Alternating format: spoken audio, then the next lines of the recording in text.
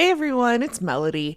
If you listened to last week's AAA, you know that Anne ran her 5th marathon over the weekend, so while she recovers, it's up to me to run through some housekeeping. First, for next week's episode, you have some optional homework. We're talking to Switched on Pop producer Rihanna Cruz about Tate McRae. They did a deep dive on her music back in February, and it blew my mind, taught me everything I know, made me feel like I'd been dropped on another planet. So you may want to give that a listen before we expand upon it in next week's episode. But again, totally optional, and we will catch you up to speed either way. I also wanted to fill you in on some new recordings we have booked so that you can start submitting your questions. We're doing an episode with Melissa Moyer on all things American parenting culture.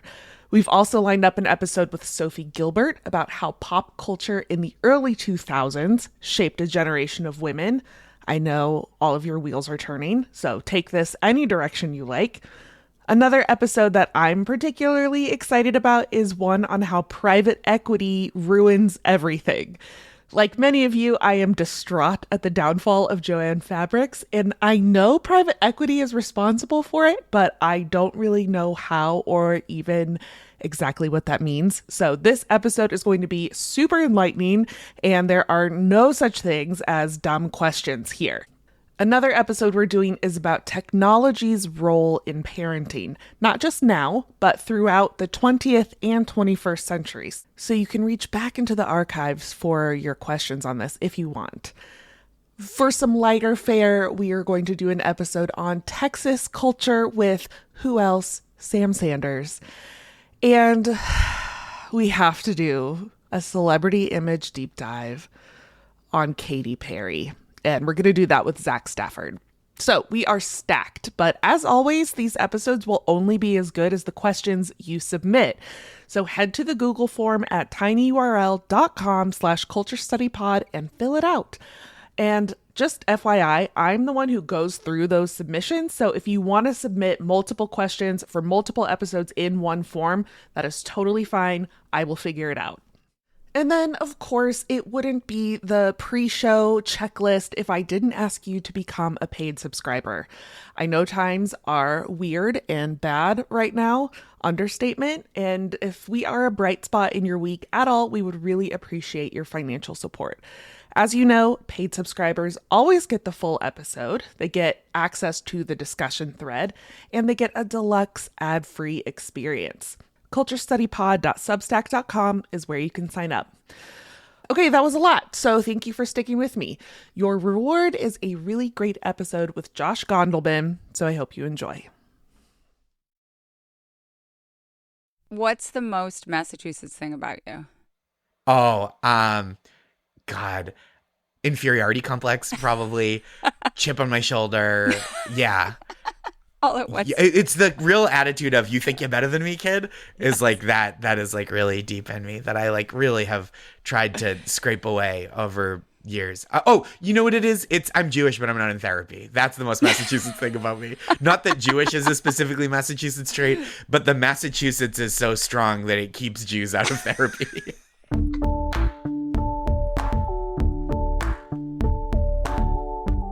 This is the Culture Study Podcast, and I'm Anne Helen Peterson. And I am Josh Gondelman, Massachusetts native and writer of the free weekly pep talk newsletter, That's Marvelous. And you're a comedian. We should just note. I'm also a comedian. Just in case people don't know why you're so funny.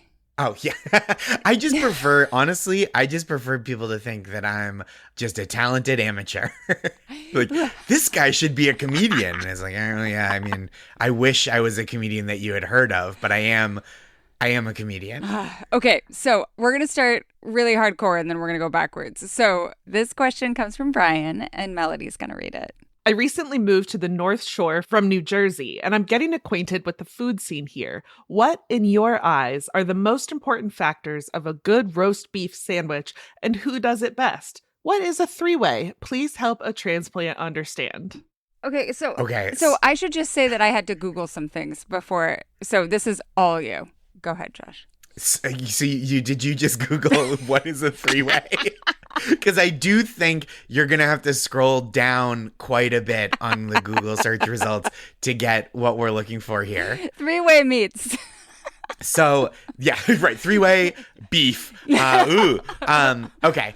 So this is like a really important North Shore thing. So where I'm from is I'm not technically from the North Shore, but it's close enough that we are in the zone.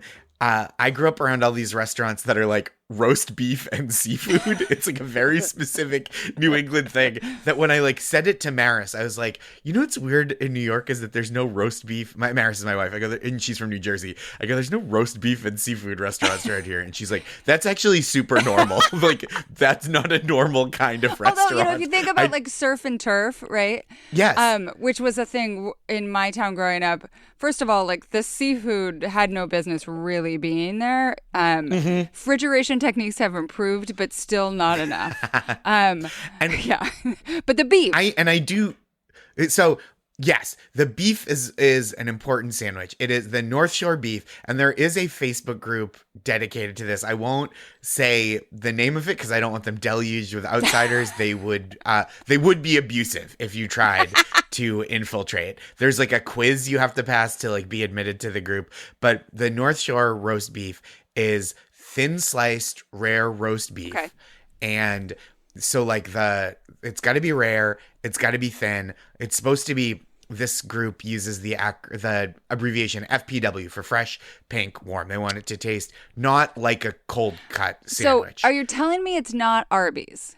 Arby's is the closest national analog, but it is like the customizations are very North Shore. So a three-way specifically is and Kelly's Roast Beef is the regional chain that kind of does these sandwiches at scale, but it is largely derided. If you're like, oh, I want to get a roast beef sandwich, we should go to Kelly's. They would be like, why don't you just eat trash out of the dumpster?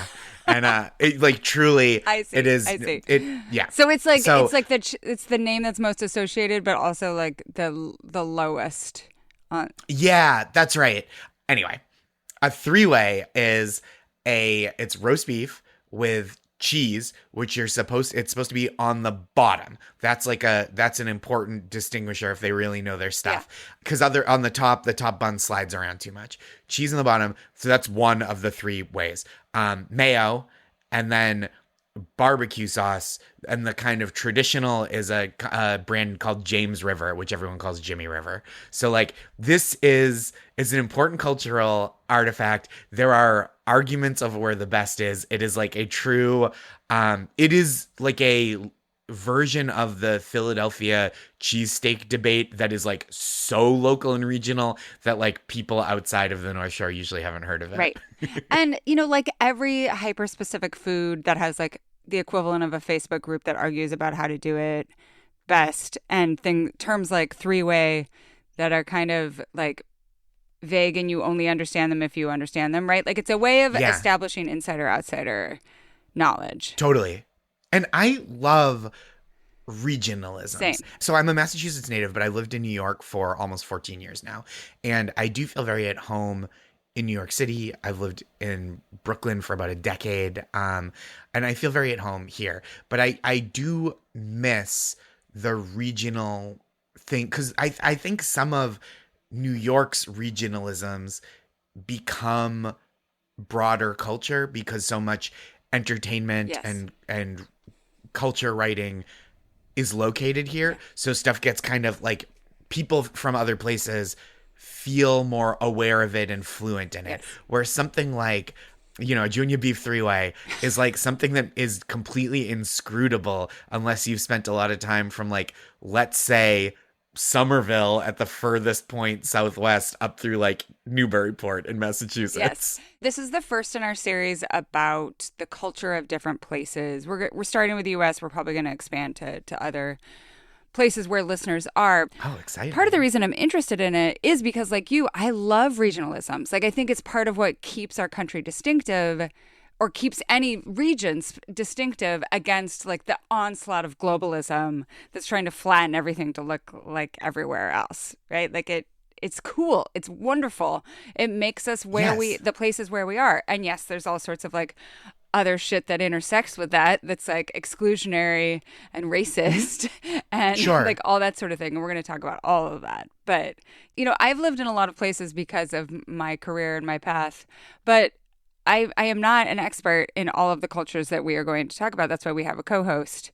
So my expertise in like Massachusetts regionalism and culture is that I used to live over the border from Massachusetts in Putney, Vermont. Mm-hmm. So that's it. What's yours? And we're talking, that's kind of far from this culture, right? Because that's out in like central to western Massachusetts, where it's like very culturally different. Yeah, and I would almost say like New England culture more than like totally Mass culture. Yeah, and we'll talk about big time that. flannel. Yeah, totally. What are your bona fides? Gosh, I spent the first 26 years of my life there, including college outside of Boston, but not Harvard. When I have to specify, because I didn't go to school in the city, but I also did not go to Harvard, which that's often code for. I have also toured as a comedian.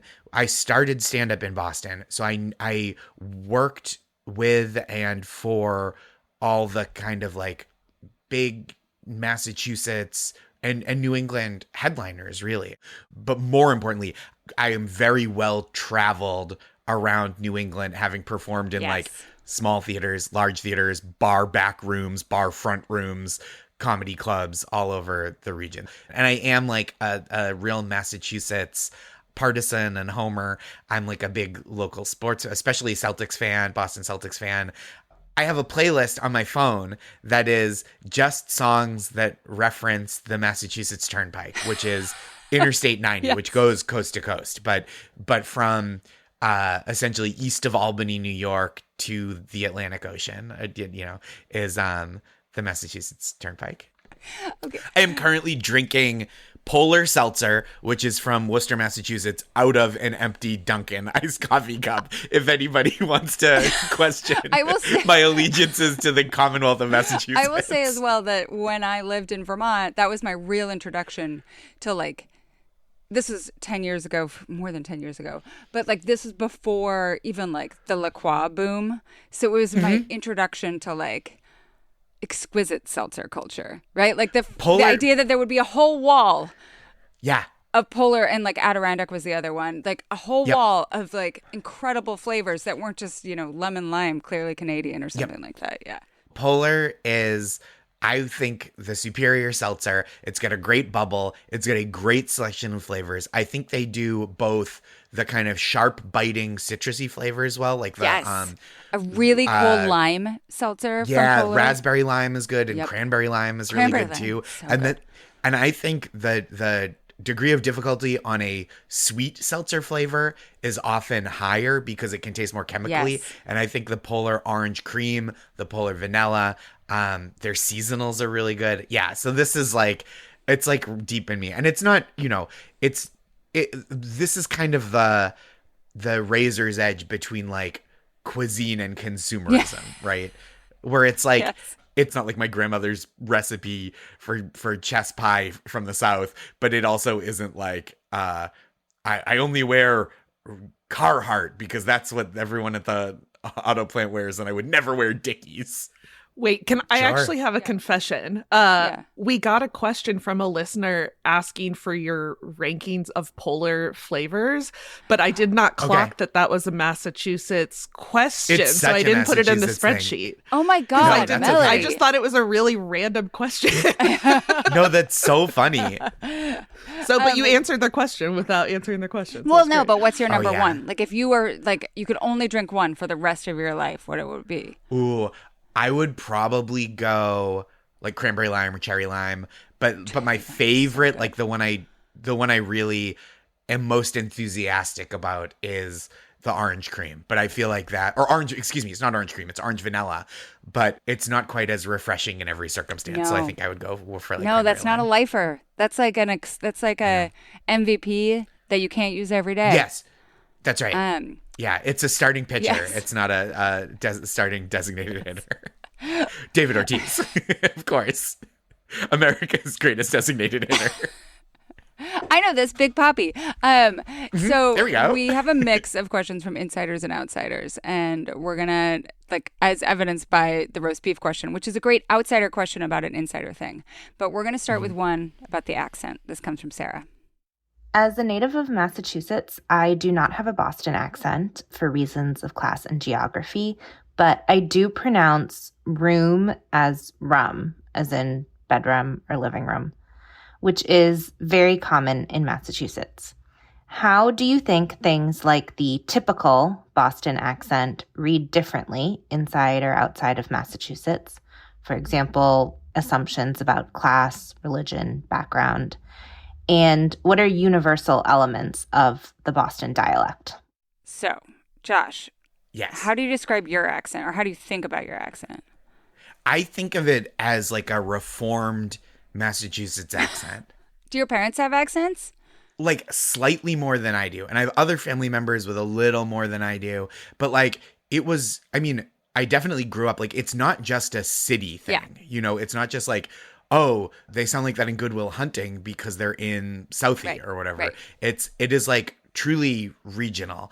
And except I went to college with a lot of kids from outside of the region, even though it was inside Massachusetts, and it really got kind of worked out of me pretty quickly. Like I remember, like, and I think the things that are hardest to shake are the things that you don't realize are regional. Yeah. Yeah. Which I think it's always so funny. Like, shout out to Mike Mitchell of the Doughboys podcast, who is a big like roof instead of roof. That's like his very like native to his voice and accent. And like that comes out more than like, where should we park? You know, like that's because you're less conscious of it because it is less like a marker of class or region. Yeah. And so I think it just kind of slips through. But the one that got me was I said, I described a water fountain, like the water fountain in the hallway of our dorm, as a bubbler. Yeah. Which is what I'd always known, a bubbler, Right. which is always known it as. And I knew water fountain. Like if someone said water fountain, I wouldn't have been like, what? Excuse me? Yeah. But I said bubbler, and people were like, to everyone outside of Massachusetts, and Milwaukee, I think, is the other place. Milwaukee, they call it a bubbler as well. I have a close college friend from Wisconsin who knew what I was talking about. But everyone else is like, no, that's like a water pipe for smoking weed as a bubbler, where you like the smoke goes up through the water and goes Yes. like a bomb. Yes. Well, and it's one of those things. Have you done the New York Times like dialect quiz? It kept crashing on my phone when I tried to do it, but I know where I'm from. You're like, I know where my accent is from. I'm trying to bring back Wicked. That's like that is like a real effort I'm making, is to not say it when it pops into my head. Because I do, like, why not? Why not sound like who you are? Totally. No, I think about that all the time. There's things that I say that are Idaho regionalisms, and a lot of them are just like technically grammatically incorrect. Yeah. Words that we use for something like, say, bubbler, right? Or like the one that I'm sure that will come up many times over the course of these podcasts, this series, is something like JoJo's is what we call potato wedges that have been seasoned and you get at the gas station. That's JoJo. Okay. You just never think twice about it because it's not a word that you use all the time. I think that's key. Right. It can't be something that you use constantly. Oftentimes it's something that like you pick up when you're a kid. Like, I always say, I'm giving someone a bad time. Oh, really? Instead of a hard time. That's fun. And I still say I it. love that. Which is like, I am giving you a bad time. Yeah. And I'm having a hard time about it.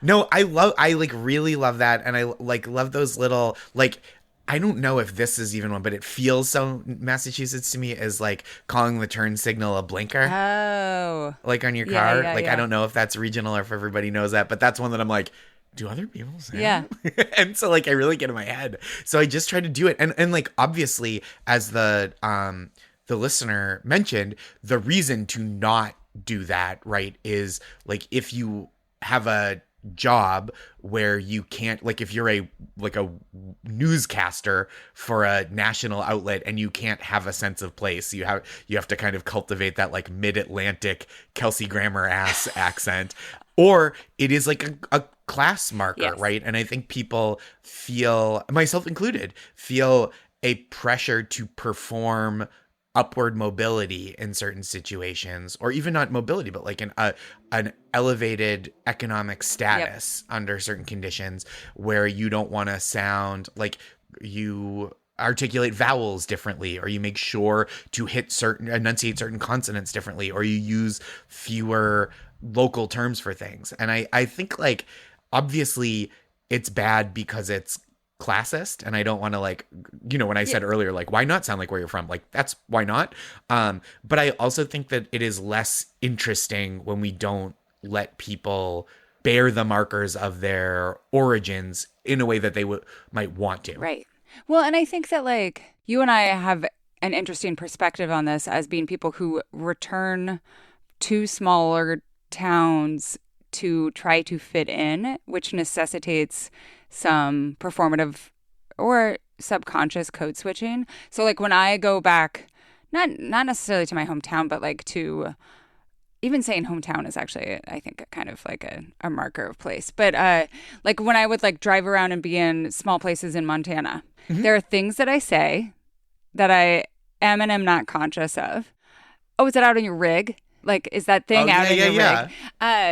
Or I say coyote instead of coyote. Like that's it's kind of a marker. And part of it is because you're doing the reverse, right? You're trying to mark yourself as not someone who has left their roots behind, or not someone who's like so snobby that they've lost their accent. Right. Or someone that feels, outside of the idea of like roots, even someone that is out of place in this place where you are trying to feel at home, right? Or like at ease, or like local, native to.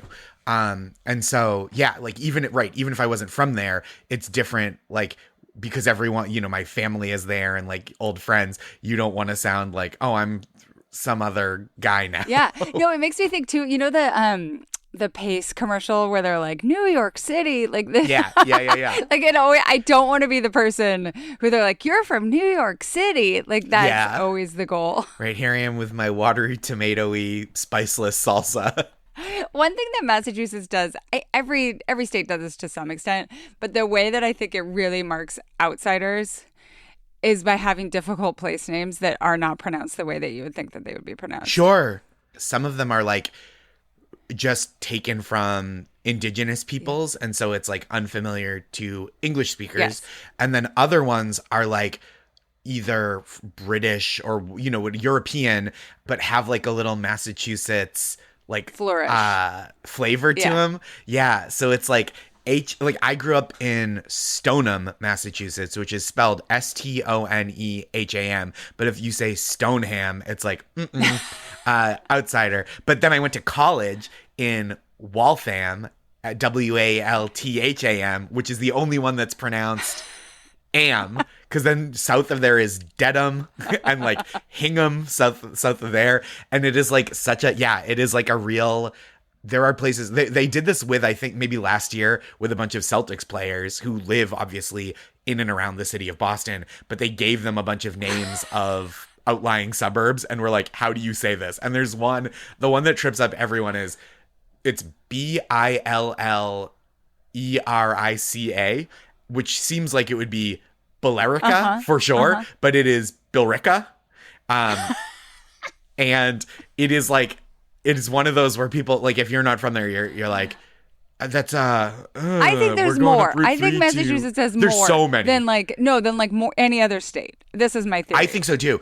Other places there are a few, but everyone kind of knows around there. They'll be like, this is the one town that outsiders don't know how to say, and that's kind of a marker. I'm trying to think of like, there's one in New Jersey that I always pass and have to. There's one in Idaho that's called. It's spelled Weippe. Weipp. I got nothing. Weippe. Nope, wouldn't have made it. I would have just said Wipey. I know. But like Worcester, I thought. Worcester, yeah. I thought there were two towns in Massachusetts, one named Worcester and one named Worcester. Yep. Leominster. All those. Yeah. It's like such a. And that doesn't feel weird, right? Because like when you grow up around something, that often is your factory setting for normal. Yes. And so you just like kind of know. Yeah. You know that it's Haverhill, Haverhill is Haverhill. And it's like, you're like, okay. Right. It's your vernacular. It's like, like all sorts of words in English that we say in odd ways that when I was don't make really sense. little, when I was really like, I think probably just before my sister was born. So I was 2 going on like maybe I was 3. My parents, they put an addition on the house that I grew up in. And so, but they, for whatever reason, how they did it, they left the exterior windows inside the house. So my house has exterior windows connecting the dining room that no one ever eats in with the back room that everyone spends all their time in. Yeah. And it like took me forever to be like older friends coming over, because not friends that had been coming over since I was 4, 5, 6, when you don't know what a house is supposed to be, and you just like, you're like, all right, every house is fucking whatever. But like college friends coming over and going like, hey, why do you have exterior windows in your family room? Like, and like that, it's similar, right? Yeah. It's like you grow up around something and it normalizes, even though it's silly.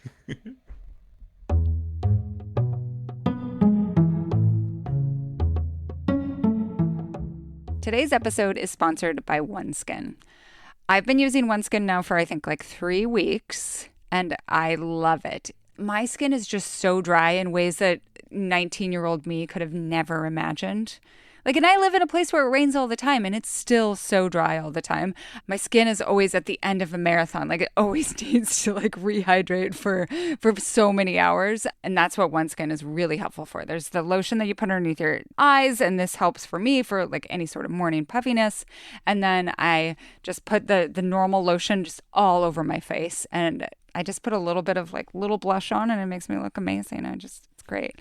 The other thing is that I can integrate it with like all of the other products that I use, which aren't that many. That makes it sound like I have like a whole shelf of products. I have like 2 others that I really like to use. It plays really nice with other things and fits into my routine. So OneSkin was founded by an all-women team of scientists, and it's their first and only skin longevity company to target cellular senescence. That's a key hallmark of aging, with their proprietary OS1 peptide. OS1 is scientifically proven to decrease lines and wrinkles, boost hydration, that's what I really care about, and help with the thinning skin that often comes with age. So don't just trust me. They've got over 4,000 5-star reviews for their full line of face, body, sun, and travel size products. For a limited time, you can get OneSkin for 15% off using the code CULTURE when you check out at oneskin.co. With OneSkin, your skin can stay healthy, strong, and hydrated at every age. OneSkin's entire R&D process is run in-house, strictly adhering to the rigor of scientific process from start to finish. So every claim that they make is based on lab or clinical studies and documented on a page that we'll link to in our show notes. OneSkin believes that the purpose of skincare is not just to improve how you look, but to optimize your skin's biology at the cellular level so it's more resilient to the aging process. By focusing on the cellular aspects of aging, OneSkin keeps your skin looking and acting younger for longer. Get started today with 15% off using code CULTURE at oneskin.co. That's 15% off oneskin.co with code CULTURE. After you purchase, they'll ask you where you heard about them, so please support our show and tell them that the Culture Study Podcast sent you. Invest in the health and longevity of your skin with OneSkin. Your future self will thank you.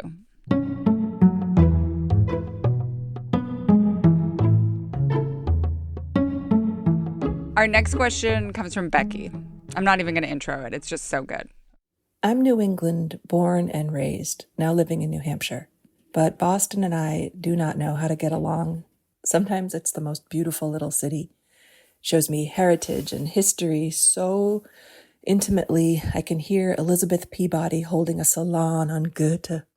Boston's got life. It's a real place, mostly. Not a movie set of a place. It's a little trashy and cranky even in its fanciest spots. Developers be damned. And yet, it's so windy and so emotionally and physically cold, and it's so challenging to get into, literally, from the outside. And it's so expensive. And it's so bifurcated by wealth / not wealth that one day's visit is like a month of planning and a week of recovery for a place just 90 miles away from my house. How do other New Englanders love Boston? Not at all? Like a taciturn uncle who'll never talk about the war, but carves exquisite scrimshaw?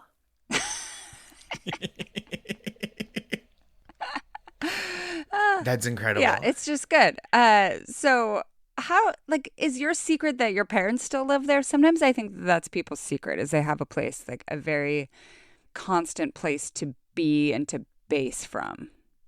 Yeah, I mean, my parents live about 8 miles outside the city of Boston. So like depending on when I'm coming and going, it takes about 17 minutes from their, like leaving their front door to get to the train station downtown. So it is pretty, I live very close. No offense to like Concord, New Hampshire and Providence and Portland, Maine, but it is kind of New England's city. Yeah.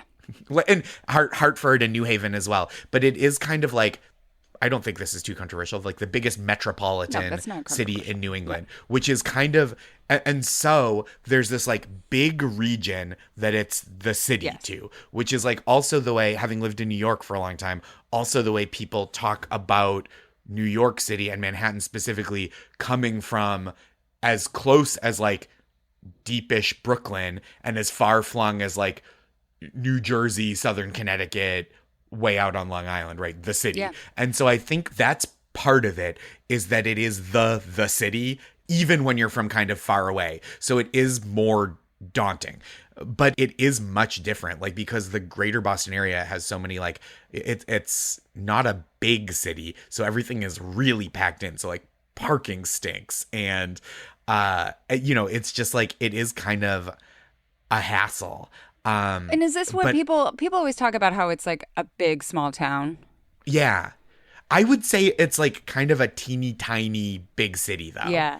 It has sort of a small town feel in that like you kind of know, you meet everybody if you're there for long enough. Yeah. But it also isn't a small town in that you can get all different cultures, foods, and you can, it doesn't feel sleepy necessarily, but the bars do close. But like the infrastructure sometimes can feel, I think, like it makes it difficult. And it's so old that like the driving, and like if you're driving into the city, it can be a real pain in the ass, like especially if I think that's true too, right? Like you drive into New York City, the traffic is bad, or Los Angeles, the traffic can be bad, but the roads are pointed in sensible directions. If you're in downtown Boston and you are at the intersection of Tremont Street and Tremont Street, you're like, what wormhole have I opened up into a portal to hell? Yeah. Like, how did I get here? What is this place? And so I do think, because it has, like you're saying, some of the small town attributes of like a really, if you know type of getting around, it does feel more inscrutable to outsiders. Like it's a real tangled knot of a city, and like you can quite easily find yourself on like a one-way street with no, like, you're like, oh, I guess I either have to get on the highway or go like a mile in the opposite direction before I can turn around. And even so tolls, which for me is like inscrutable. Yeah. I mean, and it's not like, when I lived in New York, obviously they have tolls too, but for a West Coaster, the sheer number of tolls and like the ways that you have to pay for them, and then like you're like, wait, this toll is like $13. And I understand it's just a different way of funding infrastructure, but it also can be difficult. It can make access difficult. And it's easier now, not from a cost point of view, but like the fast lane passes and then all of that stuff just makes it, because you there's not this feeling of like, oh shit, there's a toll coming up that I wasn't expecting. Quarters. Do I have $2.90 in cash in my cup holder? Like, what am I doing? Yes. But it is, it's like, I think one of the reasons it feels so daunting to people that live in the same region is that it is kind of small and dense, making it difficult to penetrate. But it also is like kind of an overwhelming city if you're coming from a small town in New Hampshire, you know, so it is kind of like the most difficult of both worlds. And I do think there is like a real point of view of like, it is a thing to go into the city. Yeah. Like it's not, you know, I don't know that many people that like commuted into the city for work when I was younger either. My dad did, but he didn't have like a steady workplace. It was because he was still alive. I always say he was a glazer. He's retired. He's alive. And so he would be all over the city, and he would have to go in at like 5 a.m. to beat the traffic so he could start work at whatever, 6 or 7. It definitely felt like a thing. And when I was a younger person living in the suburbs, but going to drive into the city for anything or like take the train in, it definitely felt like like, ooh, we're going into the big city now, country mouse, even though it's only, you know, 20 minutes The one away. thing I would also add is I think if you don't live in a city and you go into a city, it is exhausting. Like, yeah, when totally. I lived in New York for 6 years, and when I would go back, or when I do go back, I'm like, wow, big city. You know, like it just, it is exhausting no matter what the city is. And when I was a kid and I would go to Spokane, Washington to go to the Northtown Mall, I'd be like, took it out of me, right? Like, yeah, I think that's a great point. I don't know that I've ever been in a big city that doesn't have a little of that to it, you know? Totally. And I think if it doesn't have that, then either you're going to like a pretty mellow part of the city, or it's like a smaller city, right? Like Atlanta feels that way, going from outside Atlanta to inside Atlanta. San Francisco, certainly. Okay, so you mentioned earlier something in passing about how the bars close. So this sets up our next question pretty well, and also like some general reputational vibes. This comes from Emily. I'm a Midwestern transplant who has lived in Boston since 2017 when I moved here for college. Even after 8 years, I still have so many questions for the people from here. One thing that sticks out in particular for me is that Massachusetts and Boston are rather progressive in terms of U.S. politics and are reliably Democratic every election cycle. Yet, there's an interesting underlying conservatism in the culture. From the Republican governors like Mitt Romney, Charlie Baker, etc., to persistent NIMBYism in different cities and towns, especially with progressive housing policy, looking at you, Brookline, to the way everything closes early in this city. I call it the city that sleeps. I'd love to hear your thoughts on how and why these coexist. How do you like city that sleeps? Does that feel true? I love it. It is absolutely a city that sleeps. And bar time is early. There are like rumors of loopholes that sometimes work and sometimes don't to get around that. I don't. How early are we talking about here? Out. So it's bar. I think bar time technically is 2, but the subways close, or at least did when I was there. I think they still close substantially earlier. So like 12:30. And I'd been at places where last call would be like over an hour before the bar was supposed to close, because they're just like, yeah, guy, we're trying to close up. Yeah, get out of here. Some of that, I think some of that stuff is like old timey Puritanism that there's just like entrenchment to against changing. Like it's just an entrenched fact of life, like the blue laws about liquor stores and everything. And then some of it is like, it's tough to explain. And I think there are probably better people to explain this phenomenon than I am.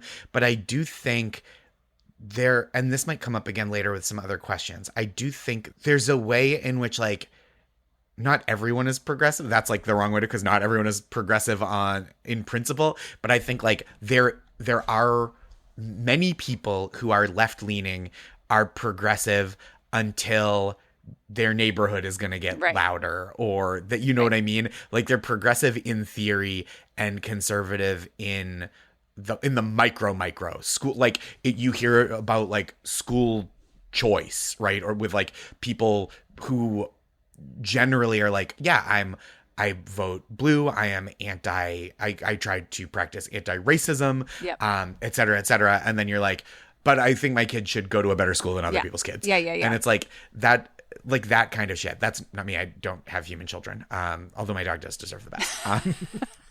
So I think that is kind of it. Like, I think it is, those are issues where it's hard to get people to live their principles. Yeah. Not that that's like an excuse, but it's not like in red states, those things are necessarily better. Yeah. You know what I mean? It's just like, how progressive can a place be big picture? I think it's sense? A lot of it is how progressive can an American city be, because what you have is the progressive politics shaped by a lot of people in that place having advanced levels of education, because that's how politics is sorted, is largely by education level. So you have that, but then you also have this incredibly individualistic streak. Mm-hmm. And so I think a lot of that thinking is very class-based. It's very class-based, and it's very individualistic, right? Yeah. Where you're like, I, of course, think that we should have higher tax rates on the wealthy, but I also, of course, this, again, not me, this is a different I also, of course, think we should have single-family homes in this suburb or this part of the city. Like, it's that kind of thing where it's like, I'm all for the collective until it infringes upon my individualism. Do you think that there's something about that that's more Boston? Like, when I think about cities like Boston or cities like Seattle or Portland that have very long histories of racial segregation, I think it's very difficult to change those systemic differences, right? Like when you have that legacy, there's so much more work to be done, and like the progressive identity politics cannot get you over that hump of like, this is what needs to be done. I think especially when it is racially segregated, and especially when there are a lot of people with money and a lot of people with less money, when there is also racial segregation at play, I think like those two factors can become proxies for one another in a way that is like not fair and doesn't serve the greater good, if that makes sense. Yeah. Yeah. Like, I think it's tough. And you know, you see it other places too, but it's just like forever there that like, it feels like, always this pendulum of like super conservative governor, liberal senators, which is interesting, where it's like America should be more liberal, but here, and even then it's like, I think like the Mitt Romney example is so fascinating because Liz Lenz was just writing about this in her newsletter about Romney Care, which was essentially like the conservative compromise back when conservatives could be convinced to compromise on anything. That was like the what they wanted instead of like single payer universal healthcare, which was like a big Ted Kennedy thing, is my memory, right? Like he was a big proponent of like better, more nationalized, socialized healthcare. Do you feel like Protestant Puritan elements of like New Englandism bash up against the Catholic elements, and like what happens there? Like, do you see that? That's a good question. Our next question is related to this, what I just said. It comes from Anna, and Melody's going to read it. I saw your note about Boston and mass culture, and I wanted to go beyond the mass hole trope. I'm curious why Boston seems uninterested in changing its reputation as a racist city. They have a great mayor, but there is a real lack of underinvestment in their Black History Museum and highlighting their large immigrant populations. Full disclosure, I don't live there, but am married to somebody from Dorchester, and part of why I dislike visiting is because as much as they decry their racist stereotype, they really don't do much to support small businesses by people of color or highlight their non-American Revolutionary history. So my question, why does Boston like being seen as a racist city? Or less inflammatory, what work is needed for Boston to change its reputation as white Irish Catholic? All right. I'm glad someone asked this. What's your response here? And so I also, Josh, you do not have to answer for all Irish Catholics of Boston, as you are not an Irish Catholic. I am not one. And again, from from the burbs, so I can't speak to like growing up in the city. Yeah. Although I did live there for several years. I think sincerely, part of it is the bigger cultural thing, right? Like the stories of Boston are told in many cases on bigger stages by white people who are telling their version of what that place means to them. So I think that's part of it. I also think there are thriving, vibrant parts of the city that are less white. And I think like you can go there. Yes. You can go to Roxbury and you can go to the black parts of Dorchester and you can support businesses and restaurants for people who have come from Caribbean nations and live in the city of Boston now. I think there are a lot of white people there, and that can dominate the flavor, right? Especially when on average, maybe the white people have more resources and have become the people who tell those stories. Right. Like, do I blame Mark Wahlberg primarily for this? I don't. Do I think he has a hand in it? I do.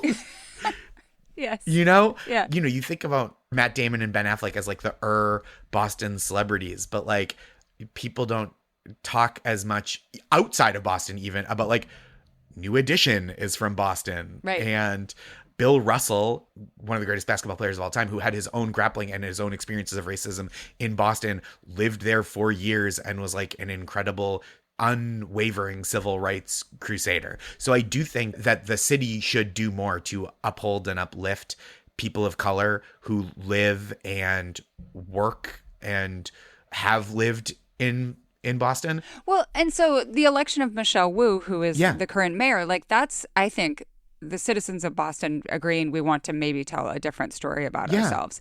How do you tell that story without just like, part of it is representation, who you elect to office, but part of it too is like, okay, how do we interact with people in our daily lives? How do we support policies that support integration and school integration and all that sort of thing?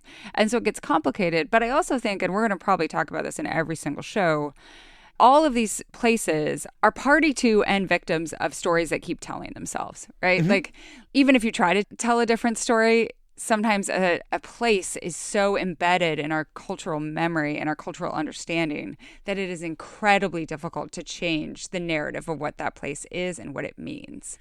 I haven't watched it yet, but like Bill Simmons made the Celtic City documentary that's now on HBO and Max. And it's like, Bill Simmons, white guy, sure. Yeah. But like I know Dart Adams, who is a black man who is from Boston, was like a big part of that and like was a real resource and was on camera. And like, I think that is part of it, is like white people who have these resources, especially like broadcast resources, having the mindfulness and the like resourcefulness to spotlight and to like uplift people of color who also are parts of the story, but maybe get written out more, even when it is uncomfortable. Like, I'm sure it is uncomfortable for a white person to tell the story of the first NBA team to draft a black player. While that is a big accomplishment, it underscores the history of like, before that, there weren't black players in the NBA, and that person was subject to a world of shit,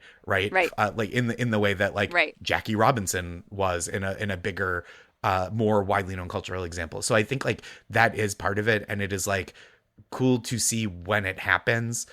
This might be a fucked up thing to say. I don't mean it in a fucked up way, but it's like there's like a lot of white people in America, and like no, it's like majority culture is difficult to displace.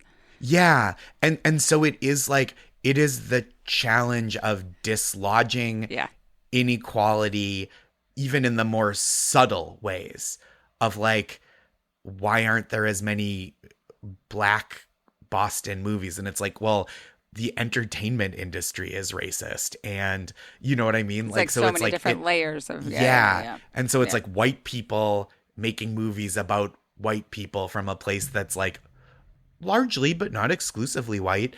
It's really like layered beyond just when you go to Boston Common, you see racist people, if Right. that makes sense. Yeah, yeah. No, and it reminds me of this story. Alison Desir, who's this writer about running culture, she wrote this great book called Running While Black. And she has a whole section that's basically about like she won't run Boston because she thinks that the people who put on the race refuse to grapple with racist experiences that people have had during the race. Right. Yeah. And because most people, like the loudest voices are like, oh my God, the Boston Marathon's so great. Marathon Day is so great. Like we just like everything is great, instead of thinking about here are the experiences that people have had while running this race. Totally. Right. And like, and because an experience is a like numerical minority experience, that doesn't mean that you can write it off as an outlier experience unless you are willing to consider full demographics of people outliers and not people first, right? Like if you're going to go like, well, there's not that many of them, so it doesn't happen that often. It's like, yeah, but if it happens a lot to this group of people, then it is something that needs to be addressed. Right. Yeah. So I think that that's like part of what's going on when we say like, why doesn't Boston address its reputation as a racist city? I mean, who is Boston, right? That's part of it. Right. I think some people are very engaged in this work and some people are stymied by this work. And some people think it's someone else's job, right? Of course. But, yeah. And I think to address the question in like the words that it is phrased of like, why does Boston want to be thought of as a racist city, which like obviously is a little tongue in cheek. No, she's like, that's inflammatory. But I do think that is like such a small group of people, and that doesn't mean that the other like bigger structural racism doesn't exist or like subtler microaggressions, but it is like I don't think there is a large scale pride in racism that defines the city.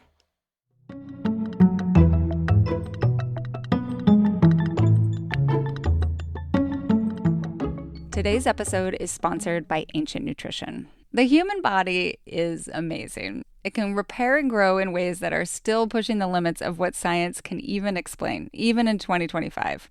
But as you age, your body's natural healing and building processes slow down. It's totally normal. But that doesn't mean that there's nothing you can do about it. A collagen supplement from Ancient Nutrition can help you feel and look your best. Ancient Nutrition's mission is to create high-quality supplements that combine the best of ancient wisdom and modern science. Ancient Nutrition's multi-collagen advanced lean supplement contains 10 types of collagen from 10 real food-based sources. Collagen can also reduce joint discomfort. I need that right now because I'm healing from running a marathon. And improve the look and growth of your skin, hair, and nails. I also need that because my nails are hideous from working in the garden all the time. And I just need a little bit more strength in them. Plus, Ancient Nutrition's multi-collagen advanced lean is delicious and easy to work into your daily routine by mixing it into your morning coffee or your favorite smoothie. I don't like smoothies. I don't like drinking food, but Charlie loves smoothies and he's been mixing it in every single morning. And I've been trying it with my coffee and I feel like my nails are already getting stronger. Right now, Ancient Nutrition is offering 25% off your first order when you go to ancientnutrition.com/culture. That's ancientnutrition.com/culture for 25% off your first order. ancientnutrition.com/culture. I want to touch on this last question because I think it would be offensive if we only talk about Eastern Mass in this podcast about Massachusetts culture. Yep. So let's hear from Hannah. So I grew up in the Pioneer Valley, also what's known as Western Massachusetts or Western Mass. Why does Massachusetts culture always have to exclude this region? It's definitely not that Western Mass doesn't get its own pop culture treatment, what with the Berkshires as well as the 5 colleges.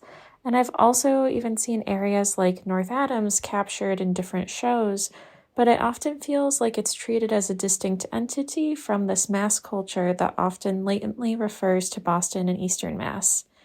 In reality, there's this whole other part of this very small state that is Massachusetts, but it's often not thought of as such. Why is that? Great question. Great question.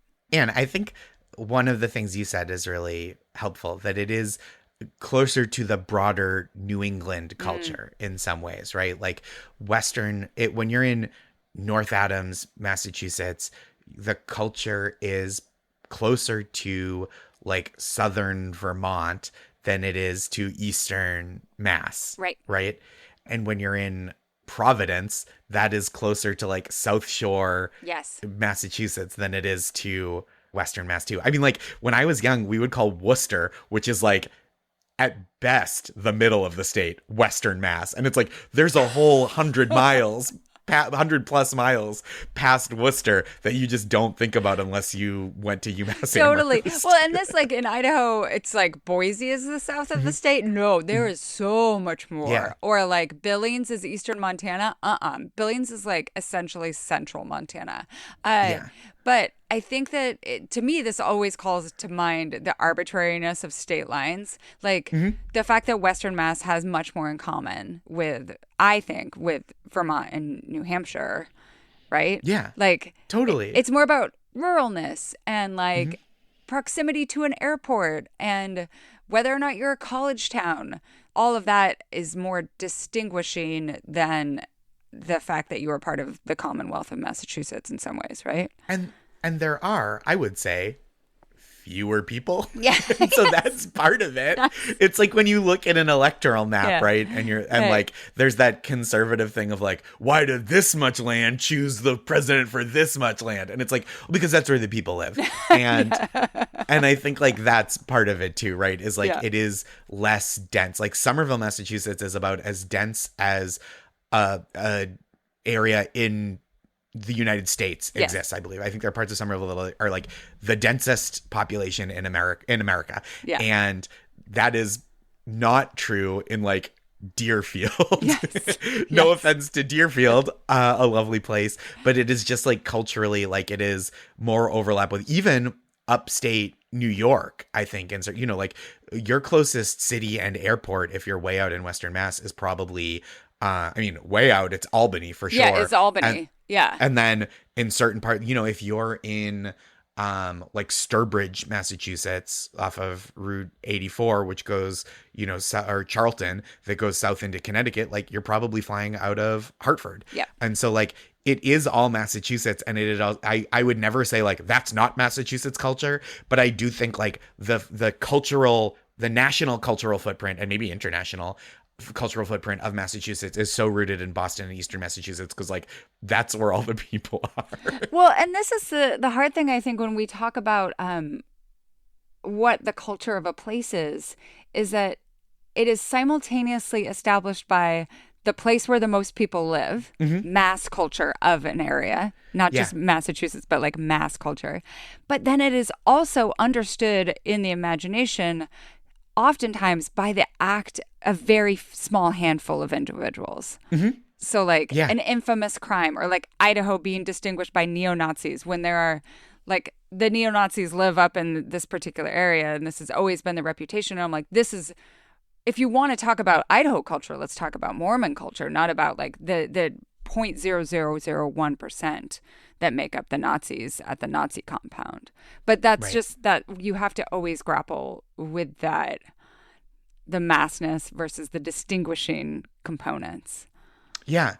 The Holdovers, recent Oscar winning movie, right, was like a very Massachusetts movie that the first half is Western Massachusetts, way west, and then like going to Boston, circling back to another topic, going to Boston was such a big deal for them, right, to like spend time in the city. Although very clearly the bowling alley they went to was the Wakefield Bowlodrome, which is 30 minutes north in the suburbs. So, but they didn't even go to Sacco's Bowlhaven in Somerville.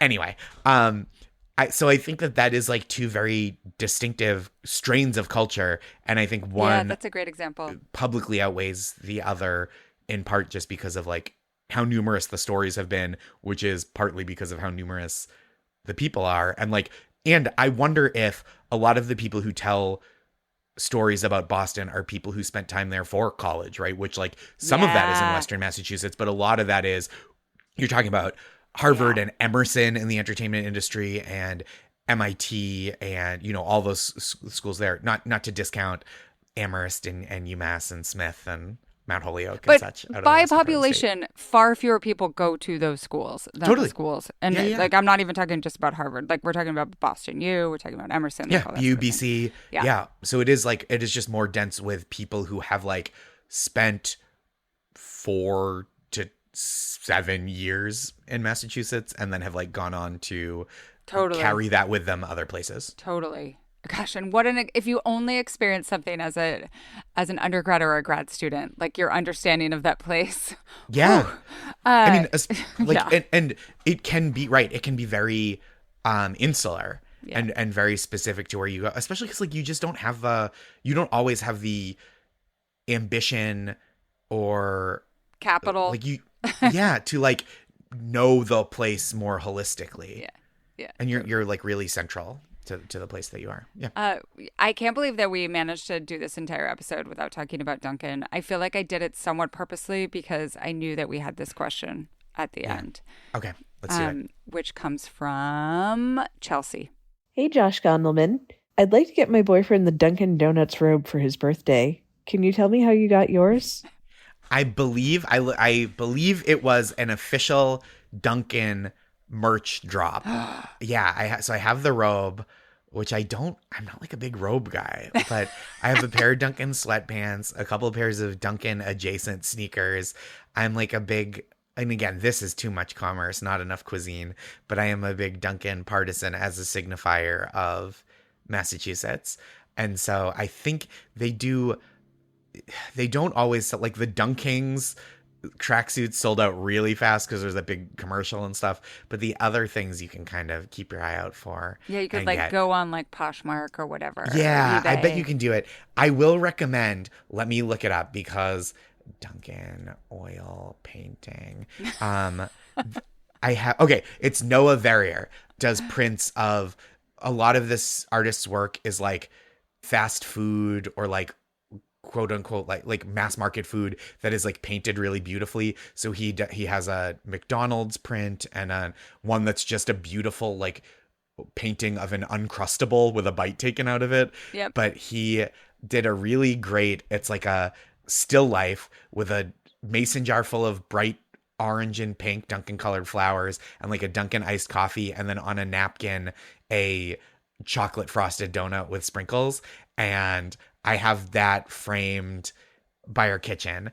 And I think that is a nice alternative Dunkin' gift that is like very Dunkin', but also kind of elegant. And I recommend this artist's work, but also it is like a nice way to like incorporate Dunkin' without it feeling like your house is being decorated with a tracksuit. One of my favorite things about Ben Affleck is his relationship with Dunkin'. And I think like to me that feels like a Boston ethos is like, I like what I like. Yeah. And I think there is a almost reverse, like the reverse of losing an accent is the cultural signifier of Dunkin'. Yeah. Where especially when I was younger, when mass coffee culture, the avatars where I grew up were like Starbucks, which is like the fancy place where you could get a Frappuccino, and Dunkin', which is where like, you would go on your way to work, like if you were a teacher, which I was and did, or my dad would have a Dunkin' cup coming home from work. And so like I think that it is kind of a pseudo avatar of I'm low maintenance. I'm working like I didn't forget where I'm from. Yeah. Yeah. So it is like a very interesting cultural avatar. My friend Caitlin and I tried to pitch a podcast about the cultural footprint of Dunkin', and we got kind of far, but they were basically just like, we couldn't possibly get anyone else to advertise on this podcast, so we have to either get Dunkin' to fund it or no one will, and they said no. So we didn't get to make it. But I would really love to talk to Ben Affleck. He just was quoted because I'd never in the GQ profile, right? In the GQ profile, yeah, which I read about. Hunter Harris did a great breakdown in her newsletter, Hung Up, about his being like, yeah, if people want to take a picture of me while I'm getting coffee, like, I don't know, who gives a shit? Yeah. Like, I love it. Right. I like what I like. Take a picture. That's fine. Yeah. You know? Right. This is who I am. Like, what's it to ya? Can you stick around for the Ask Ann Anything segment? Of course. Okay, today's question is about how to come to a consensus with a partner on whether or not to get a pet. So if you want to hear that, I think we have some pretty good advice. Head to culturestudypod.substack.com and become a paid subscriber. Josh, thank you so much for having this complicated and expansive conversation about Massachusetts culture. I hope I wasn't too much of an apologist for the lingering conservatism and racism of the part of the world where I'm from. I don't think so. Good. Tell listeners where they can find you if they want to hear more from you. Yeah, I am on Instagram and Blue Sky at Josh Gondelman. I have a newsletter that I write every Monday. It's free. It's called That's Marvelous. It's full of fun pep talks and other things. It's joshgondelman.substack.com. The newsletter, or just joshgondelman.com to find tour dates. And I have a new stand-up special coming out soon, but not exactly sure how soon. So I can't tell you, but just feel it in the ether. Yeah, I would just recommend people sign up for the newsletter as like the only good thing that comes in your inbox on a Monday. Thank you. I work really hard on it, and I do try to make it a clearinghouse for all the other stuff too. If you need to know where I'll be, whether you want to come see a show or kick my ass, like whatever you want to do, that the newsletter makes it possible. Thank you again, Josh. This has been wonderful. Thank you so much for listening to the Culture Study Podcast. Be sure to subscribe wherever you get your podcasts. We have so many great episodes in the works, and I promise you don't want to miss any of them. If you want to suggest a topic, ask a question about the culture that surrounds you, or submit a question for our subscriber-only advice time segment, check the show notes for a link to our Substack. If you want to support the show and get bonus content, head to culturestudypod.substack.com. It's $5 a month or $50 a year, and you'll get ad-free episodes, an exclusive advice time segment, weekly discussion threads for each episode, and a link to a special Google form so that your questions go to the front of the line. The Culture Study Podcast is produced by me, Anne Helen Peterson, and Melody Rowell. Our music is by Poddington Bear. You can find me on Instagram at Anne Helen Peterson, Melody at Melodious47, and the show at Culture Study Pod. Thank you so much for your support.